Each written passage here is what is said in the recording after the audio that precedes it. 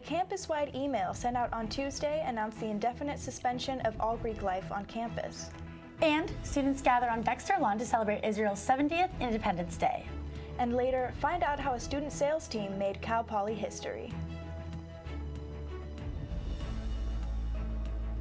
Broadcasting from Swanson Studios, you're watching Mustang News. Good afternoon, and welcome to the latest edition of Mustang News. Today's April 19th. I'm Hannah Glazer. And I'm Shanti Herzog. Here are today's top stories.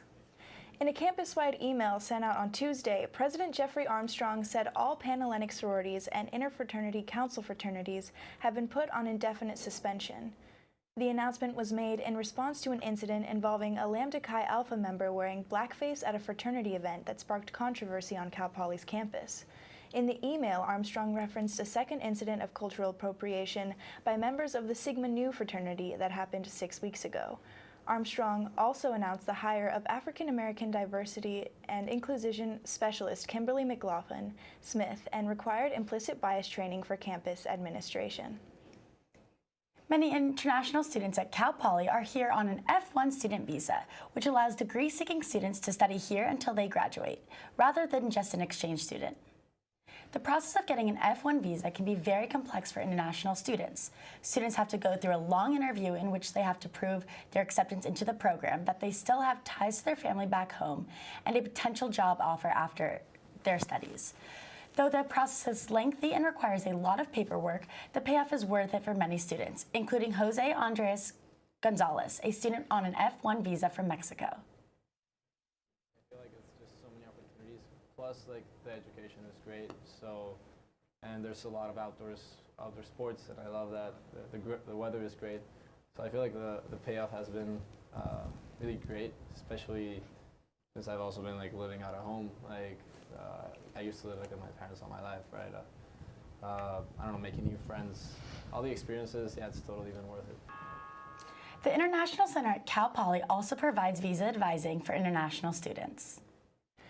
Cal Poly made history after coming fifth out of 72 teams at the National Collegiate Sales Competition, or NCSC, at Kennesaw State University, according to the NCSC website.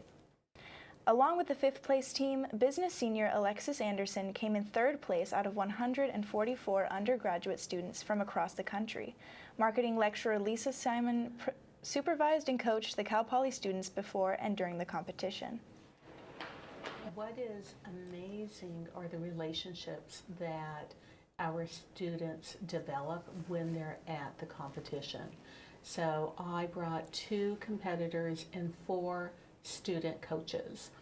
They call them alternate students at the competition. I call them student coaches because we're really a team. Corporate partners and faculty members judged this double elimination tournament-style competition. Students celebrated Israel's 70th year of independence on Dexter Lawn yesterday. Traditional Israeli food, Israeli music, and even a camel were some of the features that Mustang United for Israel, known as MUFI, brought to the celebration. Students of all religions and beliefs were able to immerse themselves in an Israeli culture and learn more about the country.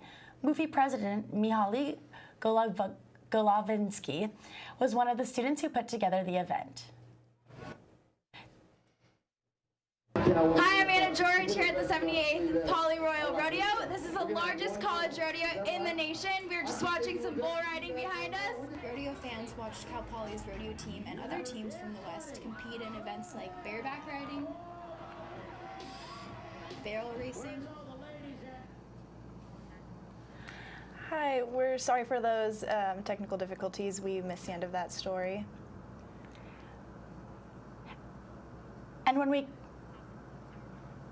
we come back, Justin will have your weather forecast. Stay tuned.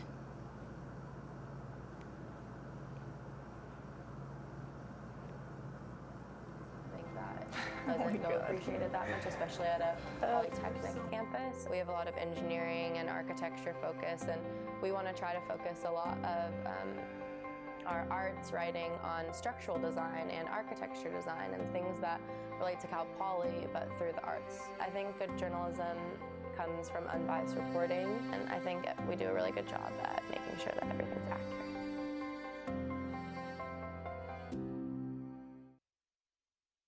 The thing about broadcast is it's not just on paper, so now you're actually seeing people's emotions and their reactions, and I think you just really learn a lot by being able to go face to face and also have a camera and capture those emotions. And broadcast is so fun in my opinion because you can take what you see and show it to your audience and show them exactly what you're witnessing or other people are witnessing at the moment. I think art is something that doesn't go appreciated that much, especially at a polytechnic campus. We have a lot of engineering and architecture focus, and we want to try to focus a lot of our arts writing on structural design and architecture design and things that relate to Cal Poly, but through the arts. I think good journalism comes from unbiased reporting, and I think we do a really good job at making sure that everything's accurate. Welcome back to Mustang News. I'm Justin Guido, and I'll be giving you your weekly weather report for today. So today is Thursday, April 19th, and as you can see, we have a high of 58 and a low of 52. It is partly cloudy with a chance of rain tonight, but also there is a wind advisory in effect. Winds can go as high as 15 to 25 miles per hour. Out in North County, it looks like Paso Robles is getting a high of 68, and a lot of the other counties are getting around the same. San Luis Obispo obviously is a little bit colder than everywhere else. And moving along to the beaches, you can see that along the coastline, it is looking a little bit warmer, but the thing is that there is high wind advisory, so I would advise bringing a jacket if you are going to go out to the beach. Moving along to South County and extended, as you can see, it's looking a little bit same temperatures as everywhere across the county.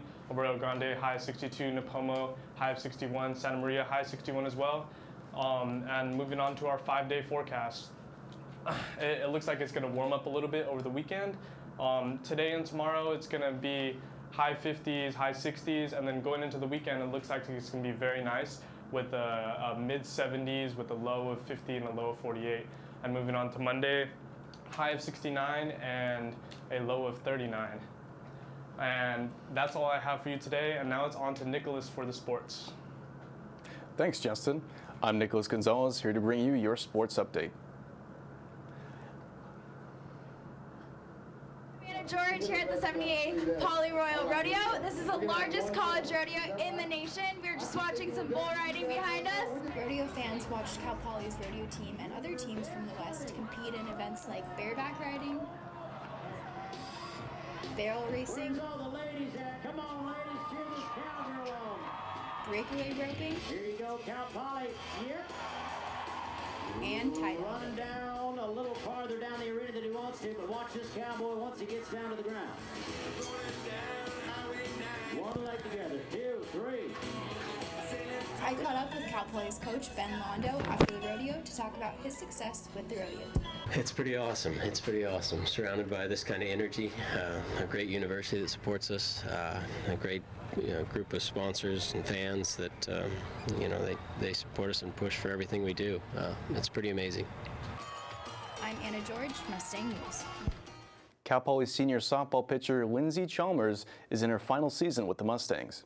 Chalmers spoke with Mustang News about her tactics for the season and how she's filling the shoes of star pitcher Sarah Hyland.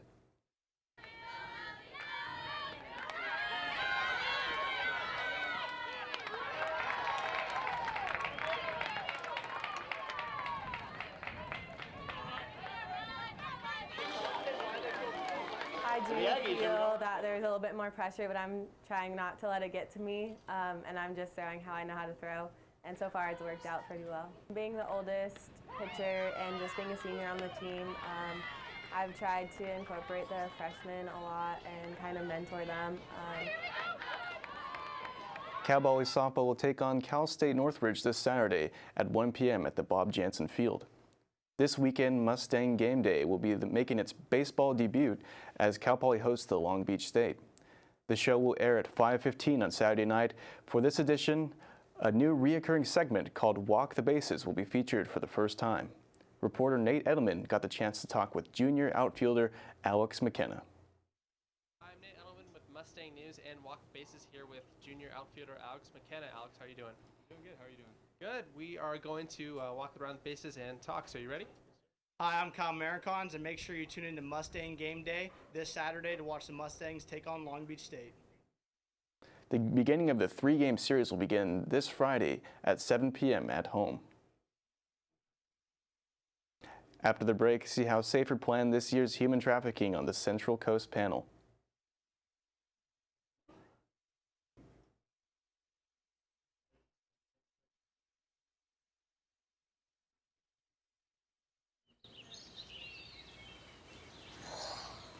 Oh, look, a redhead. Staring contest.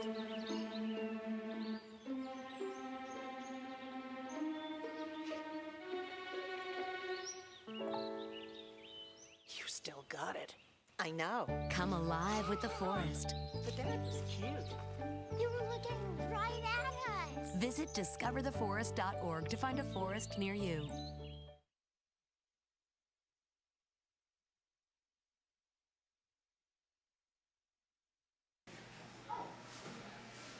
Month. Many events are being hosted on Cal Poly's campus to bring awareness and education in the prevention of sexual violence. On Friday, Cal Poly SAFER will host a panel discussion addressing human trafficking on the Central Coast. The panel will feature 5 speakers, including a survivor who will share her perspective. The thing about broadcast is